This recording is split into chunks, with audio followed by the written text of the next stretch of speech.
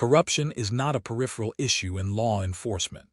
It is a crisis that corrodes public trust, harms communities, and raises uncomfortable questions about who holds power and how they wield it.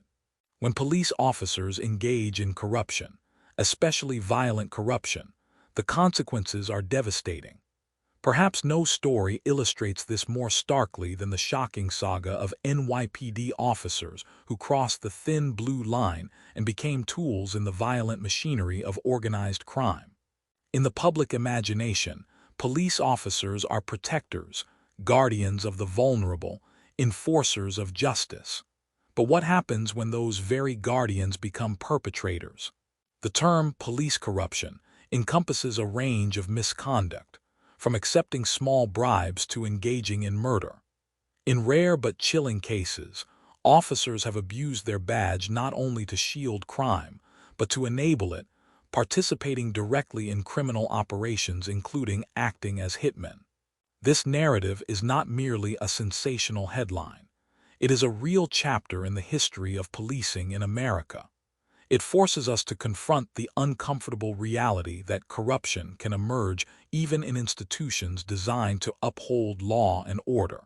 To understand these events, we must look at the convergence of criminal enterprise and law enforcement in environments where incentives, financial, social, or systemic, allow corruption to flourish. One of the most infamous examples occurred within the New York City Police Department, NYPD, in the 1980s and 1990s. Equally shocking and revealing, this case involved officers linked to the Italian Mafia, one of the most tightly controlled criminal organizations in the world. While the NYPD has long battled organized crime, the idea that some of its own officers would become enforcers for mob families shook the city to its core. Why did this happen? How could men sworn to enforce the law choose to break it so flagrantly? And what does the existence of such corruption mean for the public's faith in policing itself? To answer these questions, we must explore the context of the era, a time when New York City was grappling with high crime rates, economic disparities, and systemic institutional pressures. Law enforcement agencies were often celebrated as heroes in a war on crime that was increasingly losing public favor. At the same time, the Mafia was in decline, facing pressure from federal prosecutions that employed new tools like the Racketeer-Influenced and Corrupt Organizations Act, RICO, to dismantle organized crime networks. Into this maelstrom stepped officers whose choices would later elicit shock, anger, and soul-searching across the nation. In this script, we will examine the backgrounds of the officers involved, how they became ensnared with the Mafia, and the specific crimes that exposed them. We will also analyze how institutional failures, both within the NYPD and in broader oversight mechanisms, contributed to this betrayal of public trust. From blue to black, how NYPD officers fell into Mafia hands. The NYPD is one of the largest and most complex police departments in the world. Its jurisdiction over New York City, a sprawling metropolis of diverse communities, intense economic disparities, and high crime rates, has long required officers to operate under immense pressure. In such an environment, individual decisions can reverberate widely. The officers at the center of the Mafia corruption scandal were, on the surface, respected members of the force. They worked in precincts adjacent to areas heavily influenced by organized crime. This proximity placed them in frequent contact with members of crime families, not just as adversaries but as social connections. Over time, these interactions, combined with personal vulnerabilities and system failures, created fertile ground for corruption. One of the early mistakes was the assumption that standard oversight, internal affairs, supervisory supervision, and routine evaluations would be sufficient deterrents. But for officers already tempted by supplemental income, validation, or belonging, the oversight mechanisms failed. The path toward corruption for these officers typically followed a pattern. Initial contact with lower-level associates of organized crime, often framed as minor favors or assistance. Escalation of involvement, usually linked to financial incentives or the promise of protection from criminal retaliation. Compromise of professional integrity, as small violations gave way to outright criminal activity. In a particularly egregious example, certain officers began providing the Mafia with sensitive law enforcement information, including investigation details, surveillance targets, and tactical plans. This breach of trust allowed organized crime figures to evade justice and neutralize rivals. What began as information sharing eventually evolved into a deeper operational relationship. The most shocking aspect was the transition from information broker to active participant. Some officers were enlisted to carry out violent acts, including intimidation, beatings, and even murder, on behalf of Mafia enforcers. No longer mere facilitators, they became instruments of criminal power. How does such a transformation occur? Psychologists and criminologists identify several key factors. Normalization of deviance. Small compromises can desensitize individuals to ethical boundaries. Rationalization, seeing oneself as justified because everyone is doing it, or it's a necessary evil. Financial pressure or desire for wealth.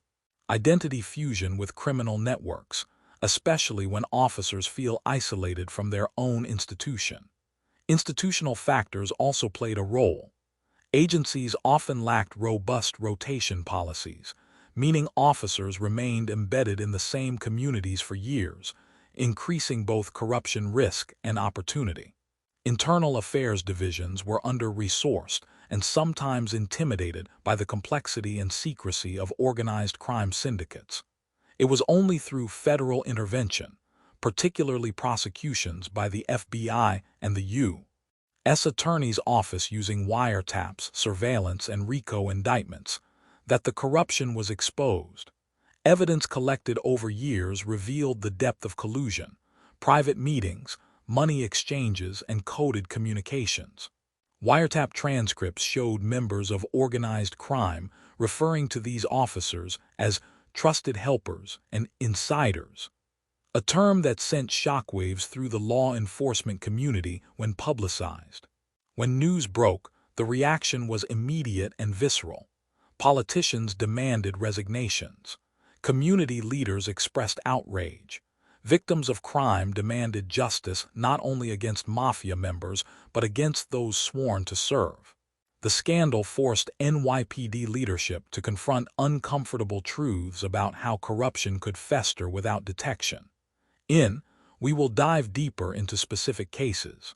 The murders, cover-ups, trials, and the fallout, exploring how these actions impacted individual victims, the NYPD, and public confidence in law enforcement. Perfect here. By the late 1980s, the full scale of the NYPD Mafia collusion began to emerge. What had started as covert meetings and discreet exchanges of information had escalated into a violent, organized partnership. Certain officers, once sworn to protect the public, were now orchestrating and executing criminal acts for the Mafia, including robberies, beatings, and even murders. The betrayal was profound, not only because it violated the law but because it struck at the very heart of public trust. One of the most infamous cases involved a high-ranking detective from Queens, whose life epitomized the corruption epidemic. Publicly respected for years, privately he maintained a double life. Federal investigators discovered that he had facilitated the murder of a mob associate who had fallen out of favor, all for the promise of money and influence. This officer had leveraged his knowledge of police procedures to ensure the crime left few traces. Surveillance logs, financial records, and witness testimonies later revealed that he had even advised the Mafia on the timing and logistics, exploiting insider intelligence to manipulate investigations. Another shocking example centered on a Brooklyn officer who had been a trusted neighborhood figure.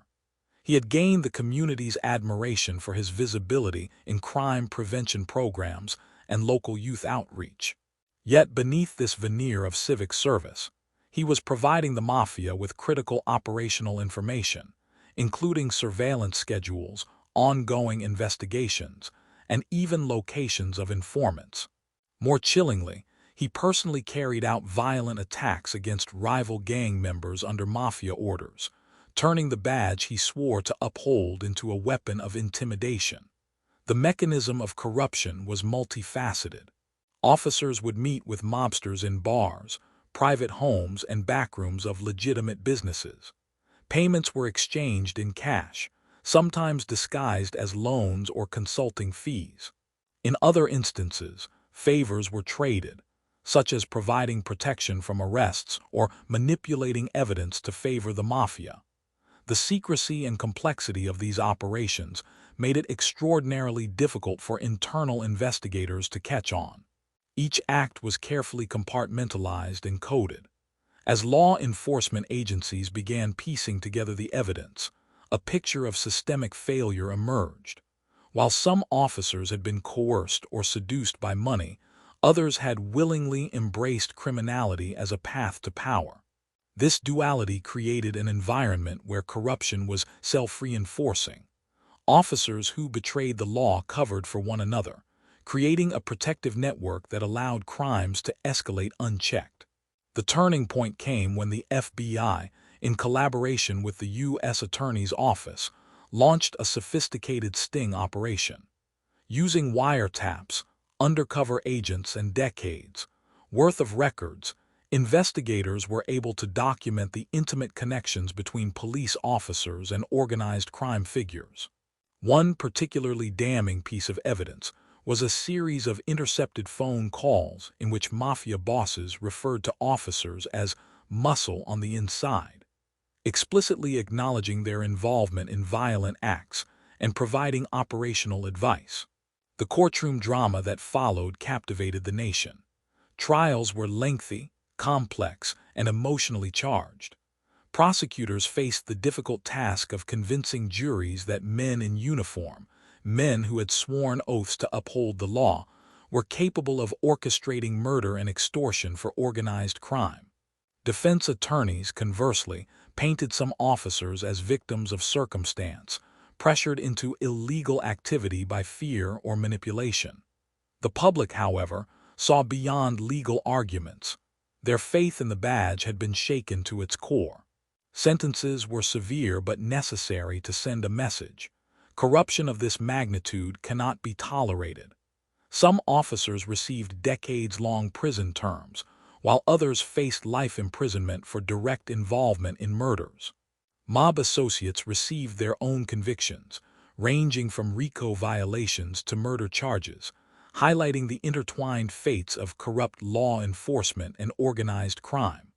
The fallout extended far beyond the courtroom. The NYPD underwent a major internal review, resulting in reforms intended to prevent similar breaches in the future. Rotation policies were strengthened to prevent long-term entrenchment in high-risk areas, oversight mechanisms were expanded, and whistleblower protections were introduced to encourage internal reporting of misconduct. Public perception, however, was slow to recover. Communities once reliant on the police for protection now viewed law enforcement through a lens of skepticism and suspicion. Perhaps most tragically, the victims of these crimes, both direct targets of Mafia violence and the larger public whose trust had been betrayed, were left to grapple with a stark reality. The very individuals meant to ensure justice could, under certain circumstances, become instruments of terror. Families of victims demanded answers, and journalists documented every twist of the scandal, keeping public attention focused on systemic issues that went beyond individual officers. Ultimately, the NYPD Mafia corruption scandal serves as a cautionary tale. It illustrates the perilous consequences when authority is abused, when loyalty to criminal networks supersedes duty, and when institutions fail to detect deviance before it becomes entrenched. It is a story that resonates even today, as debates about police accountability, systemic corruption, and community trust continue across cities nationwide. In Part 4, we will examine the reforms, cultural impact, and lingering questions, exploring how the NYPD responded institutionally and what lessons can be drawn from this dark chapter in law enforcement history. If you like, I can immediately continue with Part 4, 800 words, so the full 5-part script stays consistent and ready for your project. Do you want me to continue now? The revelation that some NYPD officers had acted as Mafia hitmen sent shockwaves not just through New York City, but across the nation. The scandal forced a reckoning within law enforcement. How could a department sworn to protect the public allow such a profound breach of trust to occur? More importantly, how could future corruption be prevented?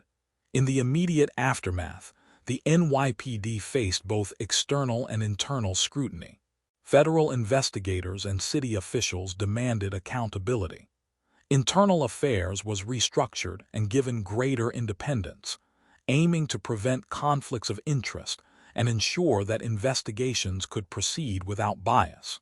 Officers were rotated more frequently between precincts, particularly in areas with high organized crime activity, reducing opportunities to develop dangerously close relationships with criminals. One of the most significant reforms was the implementation of stricter financial disclosure requirements for officers. Detectives and higher-ranking officers were now required to report outside income and gifts, creating a system designed to detect unexplained wealth or potential incentives that could compromise integrity. The department also invested in ethics training, emphasizing that no amount of pressure, fear, or temptation could justify criminal behavior. Culturally, the scandal left a scar that would not heal quickly. Citizens who had once viewed the police as guardians now approached law enforcement with skepticism. Community outreach programs, already a key tool for building trust, were revamped and expanded. Officers were encouraged to engage more transparently with the neighborhoods they served, while the department promoted whistleblower protection policies to encourage internal reporting of misconduct. These efforts aimed not just to prevent corruption, but to rebuild the broken relationship between police and the public. The scandal also had ripple effects in media and popular culture. Books, documentaries, and investigative reports chronicled the officers' betrayals, portraying the human complexity behind the corruption. Some narratives explored the psychological mechanisms that allowed officers to rationalize their crimes. Normalization of small ethical lapses, fear of criminal retribution, and the allure of wealth and status. These accounts underscored the danger of moral compromise in institutions entrusted with power. Beyond culture and policy, the case had legal consequences that influenced law enforcement nationwide.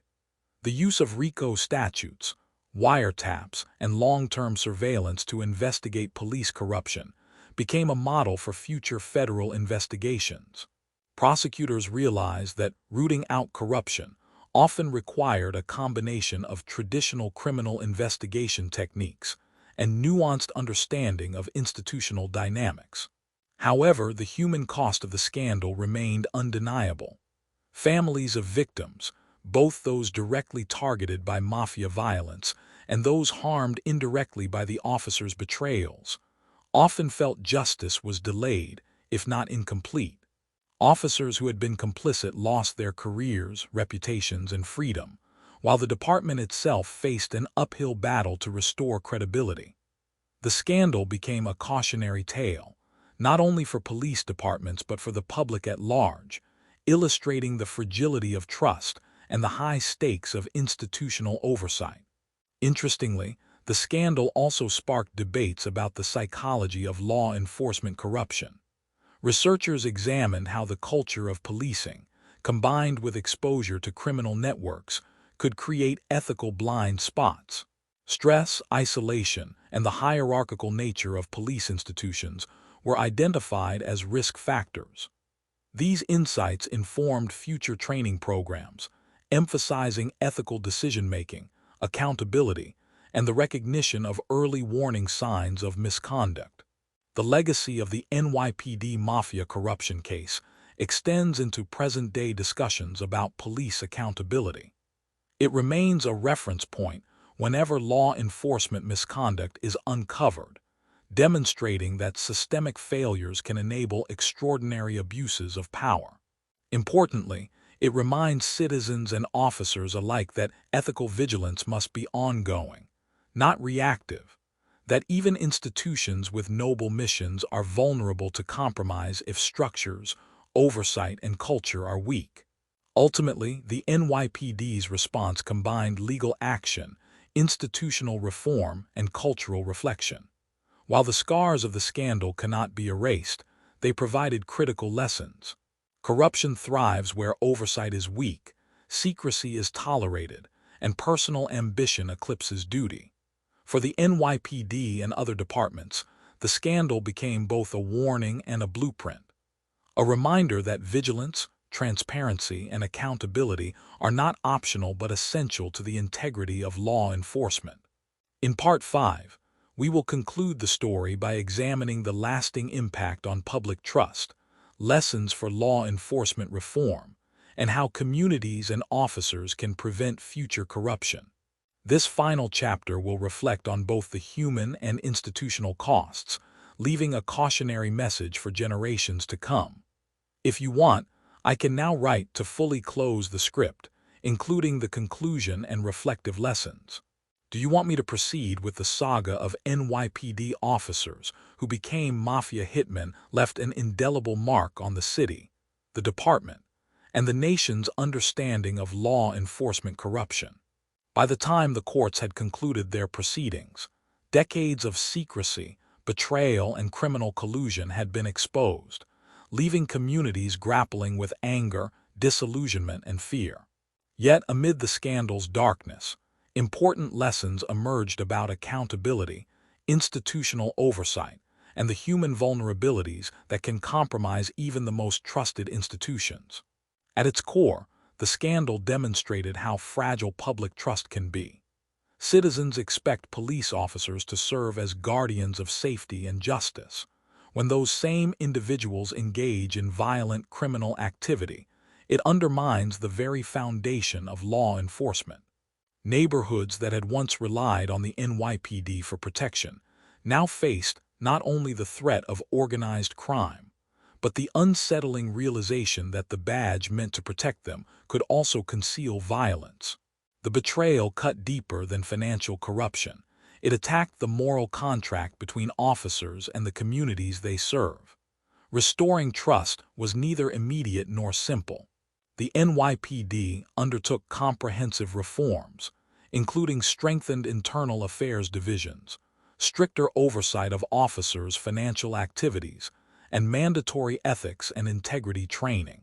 Officers were rotated more frequently between precincts, and whistleblower protections were enhanced to encourage reporting of misconduct without fear of retaliation. These structural reforms, combined with increased transparency and community engagement initiatives, sought to rebuild confidence and demonstrate that corruption would not be tolerated. Beyond institutional changes, the scandal also reshaped the way law enforcement viewed corruption prevention. Investigators, prosecutors, and psychologists emphasized the importance of understanding the human and systemic factors that contribute to ethical lapses. Studies highlighted the dangers of isolation, excessive power, and prolonged exposure to high-pressure environments.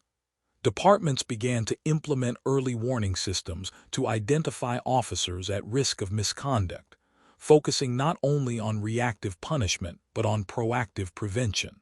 The cultural impact of the scandal extended into public consciousness. Books, documentaries, and investigative journalism preserved the stories of victims, officers, and communities affected by the crimes. These narratives underscored that corruption is rarely a single act of malice, but often a cascade of small ethical compromises, rationalizations, and systemic failures. By exposing the mechanisms of betrayal, the scandal provided a blueprint for understanding and preventing future misconduct, reminding both officers and the public of the stakes involved. Importantly, The scandal also sparked conversations about accountability in policing more broadly. Citizens, activists, and policymakers questioned whether existing oversight structures were sufficient, whether law enforcement agencies could police themselves effectively, and how communities could ensure that officers serve public safety rather than personal gain. These debates, though sometimes contentious, have continued into the present day, influencing reforms, legislation, and public expectations for transparency. On a human level, the story of the Mafia cops serves as a stark warning about the consequences of ethical compromise. Officers who crossed the line lost freedom, reputation, and honor. Families of victims faced unimaginable pain and injustice. Communities were left with scars that could not easily be healed. Yet the scandal also revealed resilience. Institutions adapted, reforms were enacted, and public discourse evolved to demand higher standards. The tragedy became a catalyst for positive change, illustrating that accountability, though painful, can strengthen institutions and communities over time.